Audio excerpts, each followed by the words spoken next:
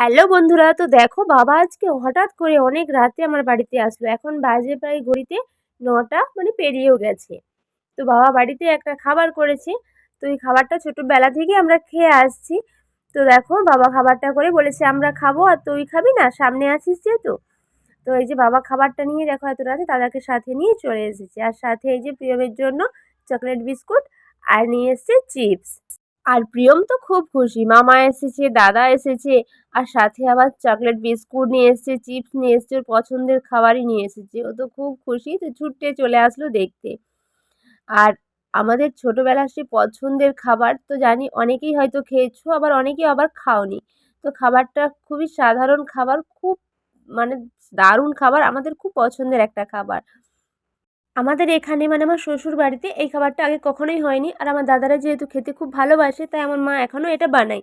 আর বানালে আমাদেরকেও দিয়ে পাঠায়। তো সেজন্যই তোমার দাদাভাইও খেতে খুব ভালোবাসে।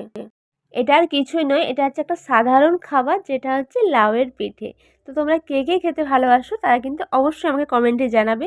আর আজকে আমার এত ঠান্ডা লেগেছে, তো সারাদিন ধরে শুধু হাঁচিই হয়েছে সকাল থেকে রাত্রি পর্যন্ত। তো দাদারা বাবা এবার চলে যাবে।